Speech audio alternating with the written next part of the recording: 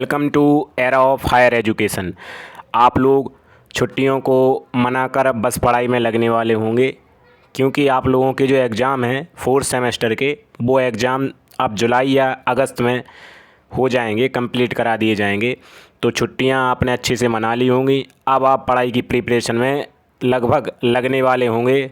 तो इसी के दौरान बीएससी फोर्थ सेमेस्टर में जो आप लोगों का सिलेबस है, उस सिलेबस के बारे में आज हम देखेंगे कि बीएससी फोर्थ सेमेस्टर के जो बच्चे हैं उनको केमिस्ट्री में क्या पढ़ना है, फिजिक्स में क्या पढ़ना है, मैथमेटिक्स में क्या पढ़ना है। इसके अलावा जो बीए, बीएससी, बीकॉम के जो स्टूडेंट हैं उनके माइनर सब्जेक्ट कौन कौन से रहेंगे, कितने माइनर होंगे, परीक्षा का पैटर्न क्या होगा, और कुछ जानकारी है वो आपको वीडियो में, अन्य जानकारी है वो भी दे दी जाएगी। तो वीडियो में बने रहिए और वीडियो को लाइक कर दीजिए।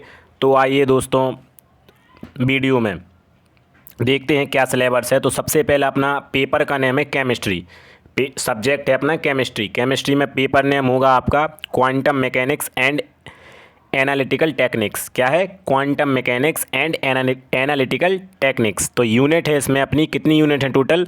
तो इसमें अपनी यूनिट है 8। कितनी यूनिट है? पूरी 8 यूनिट्स हैं। तो यूनिट्स के ये नाम है, आप लोग स्क्रीनशॉट लेते जाना, स्क्रीनशॉट लेते जाना। बाकी ये जो पीडीएफ है, मैं अपने टेलीग्राम चैनल है एरा ऑफ हायर एजुकेशन, उसकी लिंक इस वीडियो के डिस्क्रिप्शन में मिल जाएगी।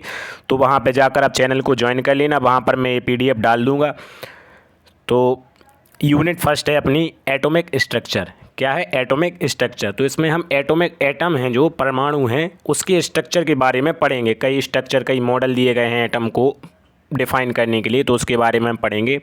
सेकंड यूनिट है एलिमेंट्री क्वांटम मैकेनिक्स। क्या है? Elementary quantum mechanics. इसके बाद है अपना थर्ड है molecular spectroscopy, rotational and vibrational and Raman spectrum. इसके अंतर्गत है ये टॉपिक 3। मॉलिक्यूलर स्पेक्ट्रोस्कोपी, इसके अंतर्गत है 3 टॉपिक। कौन कौन से हैं? रोटेशनल, वाइब्रेशनल और रमन स्पेक्ट्रम। क्या है? रमन स्पेक्ट्रम। इसके बाद फोर्थ यूनिट है अपनी यूवी विजिबल स्पेक्ट्रोस्कोपी। ठीक है। इसके बाद फिफ्थ यूनिट है इंफ्रारेड स्पेक्ट्रोस्कोपी, इंफ्रारेड स्पेक्ट्रोस्कोपी। इसके बाद है अपना छठवां H N M R spectroscopy, इसको बोलते हैं पीएमआर, इसको पीएमआर भी बोलते हैं। ठीक है। इसके बाद है अपना सेवेंथ क्या है भैया? Introduction of mass spectrometry, introduction of mass spectrometry.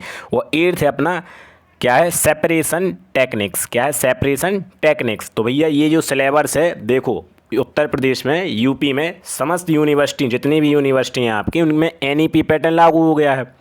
और एनईपी पैटर्न के लग जाने से क्या है, सभी के सिलेबस सेम कर दिए गए हैं। तो उत्तर प्रदेश में जितनी भी यूनिवर्सिटी है, चाहे बुंदेलखंड हो, चाहे रुहेलखंड हो, चाहे कानपुर यूनिवर्सिटी हो, चाहे मेरठ यूनिवर्सिटी हो, चाहे लखनऊ यूनिवर्सिटी हो, चाहे इलाहाबाद यूनिवर्सिटी हो, कोई सी भी यूनिवर्सिटी हो उत्तर प्रदेश की, उनमें सिलेबस ऑलमोस्ट 95-99% सेम है। ठीक है। तो ये सिलेबस उसी को ध्यान में रखते हुए एनईपी 2020 पैटर्न पर बताया जा रहा है। तो अपने केमिस्ट्री में आप लोगों ने सिलेबस देख लिया है। अब देखते हैं हम फिजिक्स का सिलेबस। और भाइयों, वीडियो को लाइक ना किया हो तो लाइक कर दें और चैनल पर विजिट कर लें। इस चैनल पर कुछ वीडियो डली हुई हैं, तो उनको आप देख सकते हैं। और बाकी वीडियो में बस डालने ही वाला हूँ। तो अगला अपना पेपर जो सब्जेक्ट है वो है फिजिक्स। क्या है? फिजिक्स। फिजिक्स में पेपर नेम है perspective of modern physics and basic electronics. भैया मॉडर्न फिजिक्स क्या है? मॉडर्न फिजिक्स में अभी तक तो अपन क्या पढ़ते थे? Classical physics. मतलब एक क्लासिकल फिजिक्स में एक निश्चित जो नियम होते हैं वो माने जाते हैं, बट मॉडर्न फिजिक्स में कुछ नियम रेफरेंस के हिसाब से चेंज हो जाते हैं। इसमें आप रिलेटिविटी के बारे में पढ़ेंगे, जो आइंस्टाइन ने थ्योरी दी है, theory of relativity. Time dilution, time उनका एक नेट होता है। आइंस्टाइन का क्या होता है? एक नेट। उसमें टाइम डाइल्यूट कैसे करता है, कैसे बॉडी, मतलब दो वस्तुओं के रिस्पेक्ट में कैसे टाइम वेरी करता है, कैसे स्पीड वेरी करती है, रिलेटिविटी, एक दूसरे के सापेक्ष, इसके बारे में पढ़ेंगे। यही तो है perspective of modern physics and basic electronics. Paper का नाम है अपना। तो एक मिनट, ये है अपना फिजिक्स। तो इसमें पार्ट ए, 2 बुक होंगी आपकी। क्या होंगी? 2 बुक्स होंगी। इसमें भी 8 यूनिट होंगी, 4-4 यूनिट होंगी पार्ट ए में, और पार्ट बी में 4-4 यूनिट होंगी। तो पार्ट ए है अपना पर्सपेक्टिव ऑफ मॉडर्न फिजिक्स। तो यूनिट इसमें क्या है? First relativity, experimental background. तो भैया रिलेटिविटी में एक्सपेरिमेंटल बैकग्राउंड है। इसके बाद 2 है रिलेटिविटी। रिलेटिविटी में क्या है? Relativistic kinematics, relativistic kinematics. Third unit क्या है, तो इसमें है इनएडिक्वासियस ऑफ क्लासिकल मैकेनिक्स। ठीक है, तो आप पढ़ लेंगे इसको, जो भी गलती हो जाती है बोलने में जल्दी में तो उसको सॉरी उसके लिए।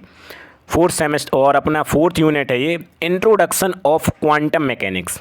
क्या है भैया, इंट्रोडक्शन ऑफ क्वांटम मैकेनिक्स। तो ये आपकी 4 यूनिट, ठीक है, ये है आपकी 4 यूनिट, स्क्रीनशॉट आप ले लेना, ठीक है इसका, बाकी पीडीएफ तो डाल ही दूंगा। पार्ट बी है भैया बेसिक इलेक्ट्रॉनिक्स। क्या है, बेसिक इलेक्ट्रॉनिक्स। तो भैया इसमें यूनिट है अपनी 4, कितनी है, 4 पार्ट ए में थी, 4 पार्ट बी में आ गई। तो इसमें सबसे पहले ट्रांजिस्टर वाइजिंग। क्या है, ट्रांजिस्टर वाइजिंग।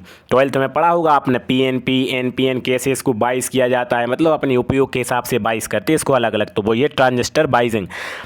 सेकेंड यूनिट है अपनी एम्पलीफायर्स, प्रवर्धक बोलते हैं इसको, एम्पलीफायर्स। देखा नहीं है, एम्पलीफायर होता है वो गाने में, अपन एम्पलीफायर में क्या होता है, एक छोटे से मोबाइल या लैपटॉप से कनेक्ट कर लेते हैं, उसका जो साउंड होता है वो एम्पलीफायर में होता हुआ काय में जो स्पीकर होते हैं उनमें चला जाता है, एम्पलीफाइड होकर कितना तेज़ बजता है, जानते हैं आप। तो ये सब होते हैं एम्पलीफायर का काम। इसके बाद होता है फीडबैक एंड ऑसिलेटर सर्किट्स। क्या है, feedback and oscillator circuits. Fourth unit है इंट्रोडक्शन टू फाइबर ऑप्टिक्स। ठीक है, तो ये है अपना बेसिक इलेक्ट्रॉनिक्स, और ऊपर हमने बता ही दिया है आपको पर्सपेक्टिव ऑफ मॉडर्न फिजिक्स। ठीक है, तो अब आते हैं मैथमेटिक्स के सिलेबस पे। तो देखो मैथमेटिक्स का सिलेबस जो हमने लिया है ये उसी पैटर्न पे है, बस इस सिलेबस में मैंने अब चैप्टर भी बता दिए हैं। सिलेबस तो आप जो चैप्टर हैं वो उसी सिलेबस में से हैं। चैप्टर हैं कृष्णा पब्लिकेशन की बुक से, जो कृष्णा पब्लिकेशन की जो बुक हैं डिफरेंशियल इक्वेशन की और मैकेनिक्स की। तो इसमें आपका जो पेपर नेम है डिफरेंशियल इक्वेशन एंड मैकेनिक्स। तो पार्ट ए कृष्णा पब्लिकेशन के 2 पार्ट आएंगे आपके। क्या आएंगे, एक होगा पार्ट ए डिफरेंशियल इक्वेशन और पार्ट बी क्या होगा, मैकेनिक। क्या होगा, मैकेनिक।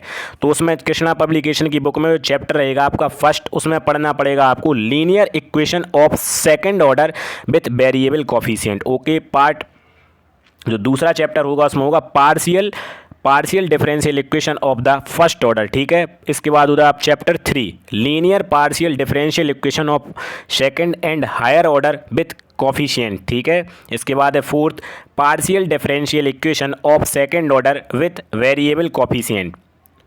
फिफ्थ चैप्टर है मोंगेज मेथड। क्या है, मोंगेज मेथड। इसके बाद है लीजेंड्स फंक्शंस। क्या है, लीजेंड्स फंक्शन। इसके बाद है 7 चैप्टर बेसेल्स फंक्शन। बेसेल्स फंक्शन आपने 3rd सेमेस्टर में इसका यूज किया होगा। आपने जब लाप्लास पढ़ा है तो लाप्लास निकालने के लिए आता है कि लाप्लास ऑफ बेसल फंक्शन।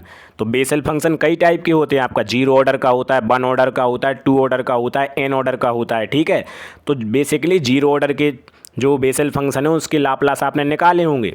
ठीक है, तो वही है, इसको अब डिटेल में पढ़ेंगे अपन यहाँ पे बेसेल्स फंक्शन। इसके बाद है 8वां, इसके बाद है हाइपर जियोमेट्रिक फंक्शन।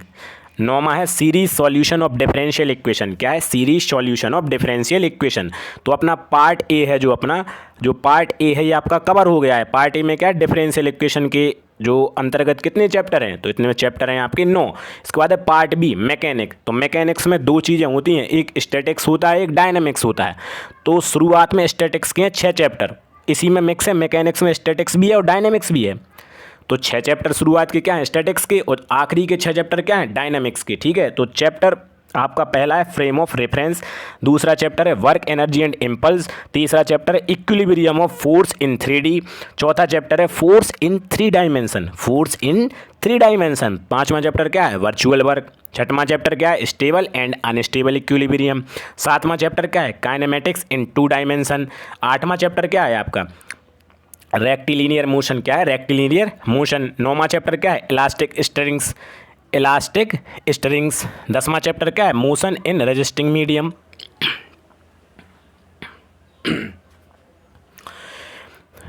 कॉन्स्ट्रेनर मोशन 11वां चैप्टर है। 12वां चैप्टर अपना क्या है, सेंट्रल ऑर्बिट। ध्यान करना, ये अपनी जो मैकेनिक बुक है ये फिजिक्स और मैथ का कॉम्बिनेशन है। मतलब इसमें आपकी जो फिजिक्स की जो कुछ बेसिक्स के जो कंसेप्ट होंगे वो लगेंगे, बट जो सवाल होंगे वो मैथमेटिक्स के बेस पे हल होंगे। कंसेप्ट फिजिक्स का होगा और सवाल होंगे मैथमेटिक्स के तौर पे। तो बहुत अच्छी बुक है, इसको बहुत तरीके से पढ़ें, बहुत एप्लीकेशन पार्ट है इसमें, बहुत मज़ा आएगा आपको पढ़े में। ईजी बुक भी है ये काफ़ी, अगर आप तरीके से पढ़ते हैं तो इसके बाद अपना ये मैथमेटिक्स का जो सिलेबस है, कृष्णा पब्लिकेशन की जो बुक है उसमें 2 पार्ट आएंगे। पहले पार्ट में कितने चैप्टर होंगे, 9, और दूसरे पार्ट में कितने होंगे, 12 चैप्टर होंगे। ठीक है, अब आते हैं भैया माइनर सब्जेक्ट पे। काय पे आते हैं अपन, माइनर सब्जेक्ट पे आ गए हैं। तो जी हुआ BA, BSc, BCom। भैया माइनर तो तीनों में होते हैं यार, BA में भी होता है, BSc में भी होता है, BCom में भी होता है, माइनर सब में एक से होते हैं। ठीक है, तो इस बार आपके ध्यान करना कितने माइनर है, 2 माइनर सब्जेक्ट हैं, 3 नहीं है इस बार, 2 हैं केवल। ठीक है, तो पहला माइनर होगा आपका एंटरप्रेन्योरशिप। ठीक है, ये लिखा है आपके सामने, अथवा फूड प्रोसेसिंग, अथवा फ्रूट प्रोसेसिंग। तो आपको 2 विकल्प मिलेंगे, उसमें से चूज़ करना पड़ेगा कि कौन सा जो माइनर है वो आपको लेना है, सेलेक्ट करना है। ठीक है, इसके बाद दूसरा है आपका फिजिकल एजुकेशन एंड योगा। क्या है, फिजिकल एजुकेशन एंड योगा।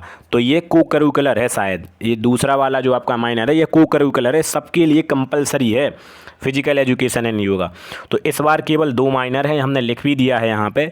और इस बार सभी मेजर और माइनर सब्जेक्ट हैं। मेजर सब्जेक्ट कौन कौन से हैं, फिजिक्स है, केमिस्ट्री है, मैथमेटिक्स है। और माइनर सब्जेक्ट कौन कौन से हैं अपने, ये बता दिए हमने कि 2 माइनर हैं। स्क्रीनशॉट ले लो आप इनके, बाकी PDF तो हम शेयर कर ही देंगे। तो इस बार सभी के जो एग्ज़ाम हैं आपके काय पे होंगे, MCQ टाइप होंगे। MCQ टाइप के क्वेश्चन आएंगे, 4 विकल्प होंगे। 4 विकल्प में से जो एक विकल्प आपका सही है उसको टिक करें, और OMR शीट मिलेगी आपको तो उस पर भर देना। तरीके से OMR शीट भरा करो, गलतियां ना किया करो, क्योंकि OMR शीट में अगर आपने गलतियां कर दी, खासकर रोल नंबर को लिखते समय, तो आप सीधे सीधे फेल हो जाओगे।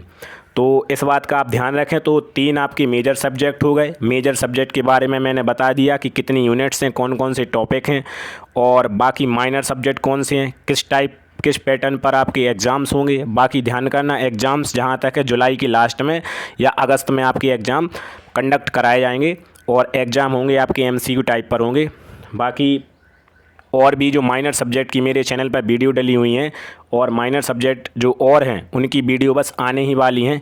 माइनर सब्जेक्ट को एकदम ट्रिक से बताते हैं। इसके बाद मेजर सब्जेक्ट की भी वीडियो आएंगी, तो आप चैनल को सब्सक्राइब कर सकते हैं। अगर वीडियो अच्छा लगा हो कि एक ही वीडियो में मैंने सभी सब्जेक्ट पूरा जितना जो सिलेबस है वो मैंने बता दिया है BSc का, तो आपको अगर वीडियो अच्छा लगा हो तो लाइक करें, अगर वीडियो ख़राब लगा हो तो डिसलाइक करें, और डिसलाइक का रीज़न कमेंट सेक्शन में लिखें, ताकि आने वाली वीडियो में मैं सुधार कर सकूं। बाकी इस वीडियो को अपने दोस्तों में, अपने जो स्टडी ग्रुप्स है उसमें शेयर कर दें, ताकि सभी बच्चों को पता चल जाए सिलेबस के बारे में। क्योंकि जब सिलेबस आपको पता होगा तभी तो आप अपनी प्लानिंग करोगे किस हिसाब से आपको पढ़ना है। सिलेबस को देख के ही तो प्लानिंग होती, बिना सिलेबस के आप प्लानिंग नहीं कर सकते हैं कि किस प्रकार से पढ़ना है, किस प्रकार से एग्ज़ाम में लिखना है। तो बाकी इस वीडियो को शेयर करें और चैनल पर बने रहें। और यदि आपने अभी वीडियो लाइक नहीं किया हो तो दोस्तों प्लीज़ इस वीडियो को लाइक करें। वीडियो को बनाने में काफ़ी मेहनत लगती है, और हाथ से मैंने पहले देखा सिलेबस को साइड से, और उसके बाद मैंने उस सिलेबस को लिखा। बाकी आप लोग एंजॉय करें, पढ़ाई को मस्ती से करें, कोई कठिन पेपर नहीं आते हैं, ग्रेजुएशन है, आराम से सबकी हो जाती है। ओके, जय हिंद, गुड बाय फ्रेंड्स।